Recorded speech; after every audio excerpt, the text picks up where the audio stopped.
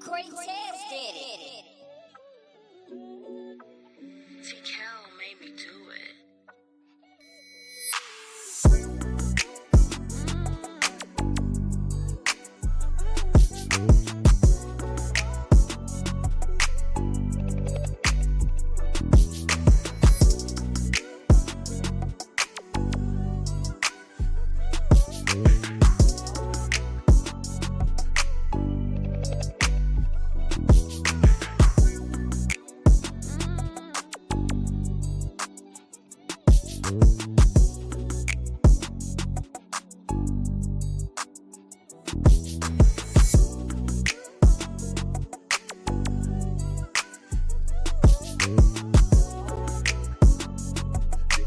YouTube. What up, though?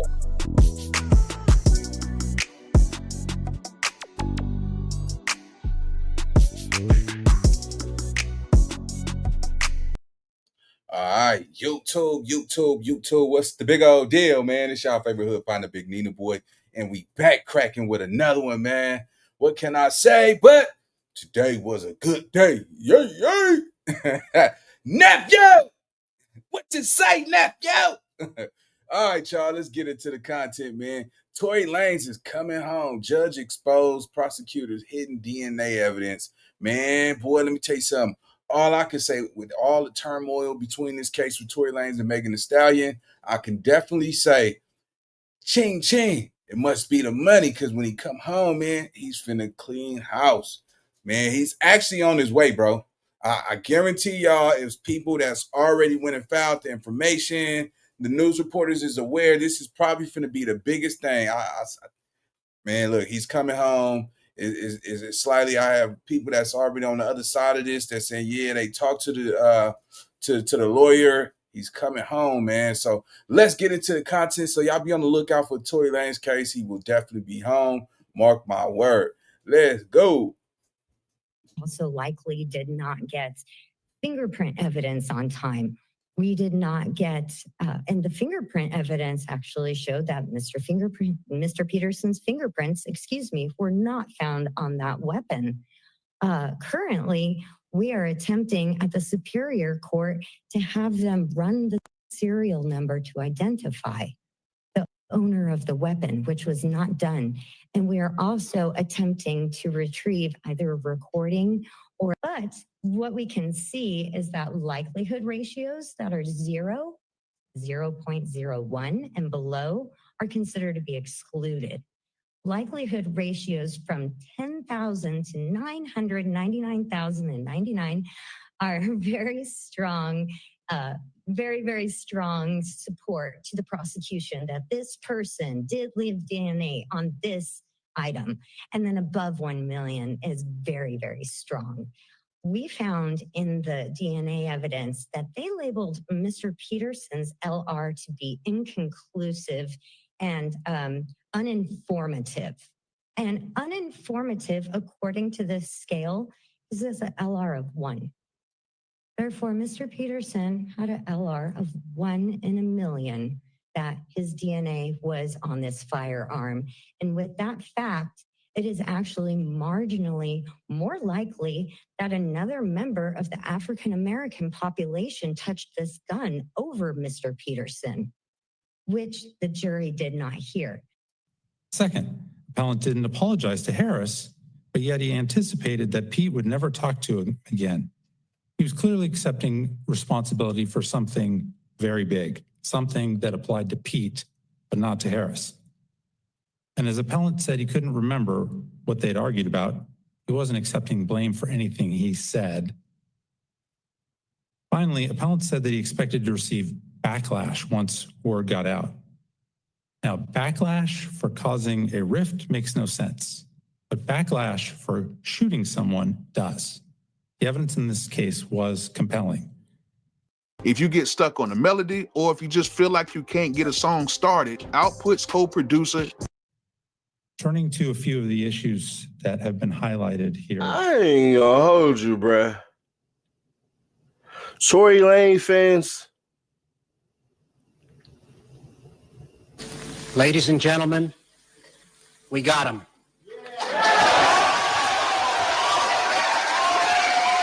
Yeah. Bruh, after this, I ain't gonna hold you. I gotta say retrial too. Defense opens with the confrontation clause. Kelsey Harris took the stand under use of immunity, but avoided answering questions while jurors still heard her prior statements. His lawyer, Crystal Morgan, argued this robbed Tory of his Sixth Amendment right to confront his accuser. Without true cross-examination, her testimony wasn't reliable. Kelsey's September 2022 DA interview was testimonial under Crawford versus Washington. Defense says admitting it when Tory couldn't cross her was unconstitutional. She also mentions that her testimony was waived by the jury because they requested the transcript during deliberations. Defense says prosecutors promised jurors they'd hear Justin Edison testify that Tory confessed. Edison never appeared. No limiting instruction was given. Under California law, Hawk versus Superior Court, opening statements must be backed by good faith belief that evidence will come in. Here, it didn't. Just leaving jurors with a false impression that justice asks what evidence does the defense have, that it wasn't in good faith. Crystal responded by stating there was a body attachment for Justin showing that he may not have been cooperative, and there is no evidence that Justin ever spoke to the DA. Prosecutor told jurors, don't be fooled by DNA evidence that excluded Tory. Defense says this misstated science and prejudiced the jury. The DNA results showed Tory was excluded from the magazine, and the gun results were uninformative, inconclusive, which says there are 1 in a million odds. Boom. So they try to hit him with the inconclusive, but listen, look, bro, 1 in a million, bro. So let me tell y'all something. In this specific case, right, since he was there at the time of the crime, his evidence should match that. It don't matter, you know what I'm saying, anything else besides the fact that his fingerprints should have been all on it, because the way she said it is he grabbed a gun and pointed at her, right? So his fingerprints should have been all over that gun. If he was the only one to touch that gun, it should primarily just be his and the actual owner of that gun. So you could tell, man, the masses, the top, bro, they wanted him gone. They just look how they did Diddy. Look how they did Diddy. Oh, for sure, he ain't, man, that nigga ain't never coming on. What? Baby oil in the cell, guards, all that type of shit, right? But catch this though, man. Look, Tory Lanez got an army full of lawyers. Look, bro, he have a lot of nonprofit organizations behind him.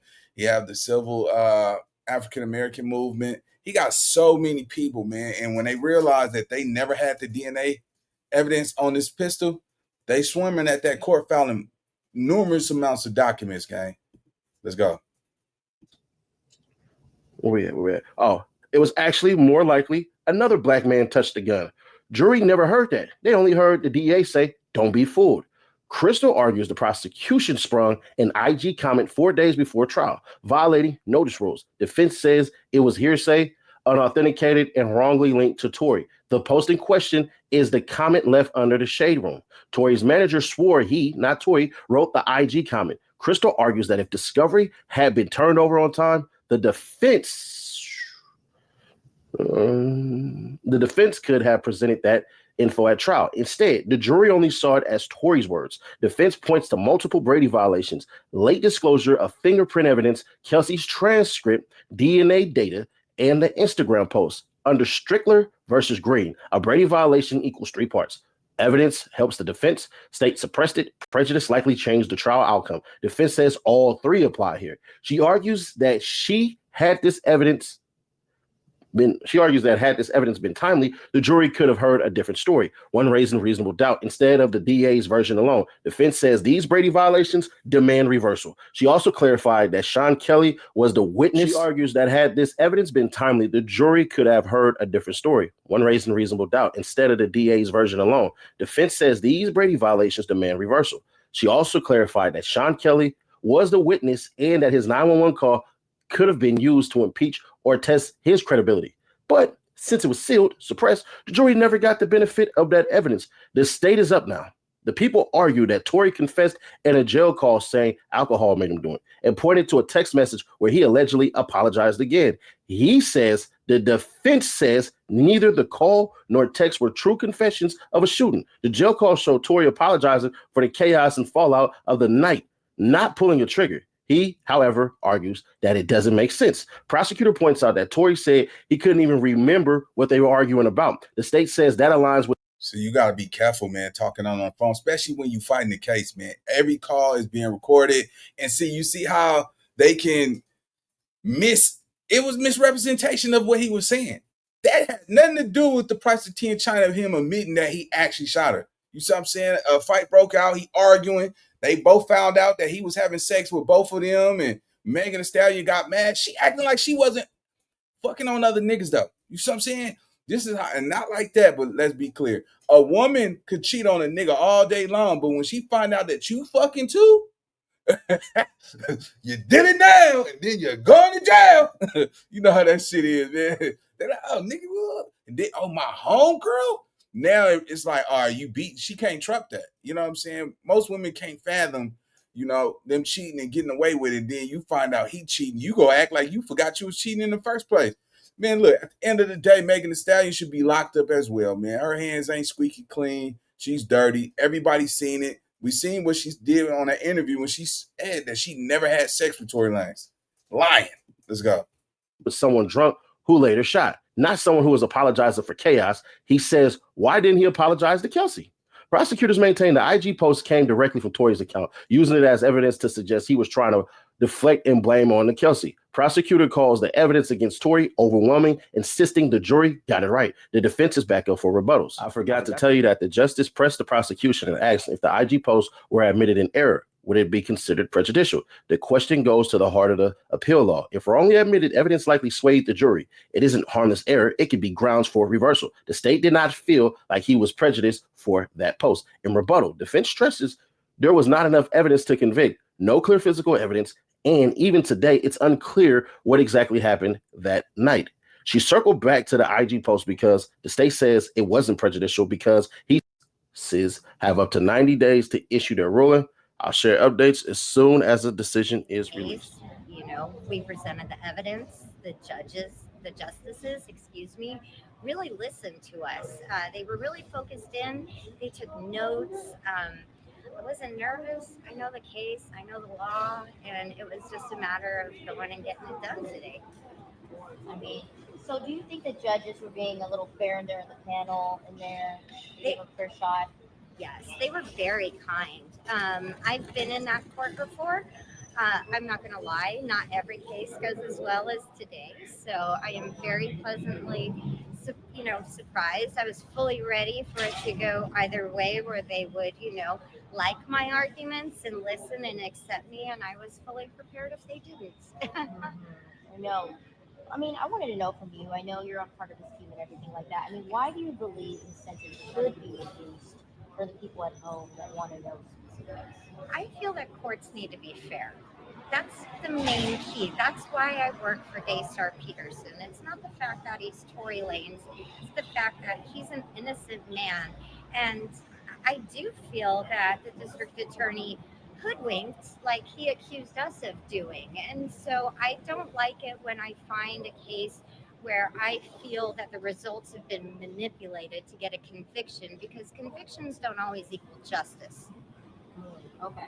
I mean, I know there's talk about new evidence and everything like that. Can you tell us anything about that? Why does it matter to this case that new evidence has been brought in? For me, it was more vindication for any of the naysayers, to believe that, this did happen the way that we're presenting that it happened. But legally, it didn't really put us in any better of a position. Witness testimony is okay, but it's not infallible. It's subject to a lot of discrepancies, memory issues from trauma. And of course, that night was traumatic. Bring Megan Thee Stallion ass back to court. You're going to jail. I promise you that. They cooking for that nigga. Listen, if he was that guilty, dead bang, y'all got to understand something, man. Hold on, catch this. If Tory Lanez was that freaking guilty, this case would have been an open shut situation, bro. Look how long this shit been going on, the appeals. Now they finally got to the top where the judge is willing to hear the argument. The DNA was never even on the pistol. So now What y'all gonna say about that? You see what I'm saying? And Megan Thee Stallion was sitting back here lying this whole time. She fouled. Nothing's good is gonna come from this, man. Take her ass to jail, bro. Because when you said that you never had no sexual relationship with that boy, we seen you lie, bro. You know what I'm saying? You know he hit that shit. And why the fuck was y'all arguing if he was fucking your homegirl? Let's go. So just looking at the fact that there wasn't this testimony really, and that we don't really know exactly what happened, I just feel like, the process was flawed. Okay.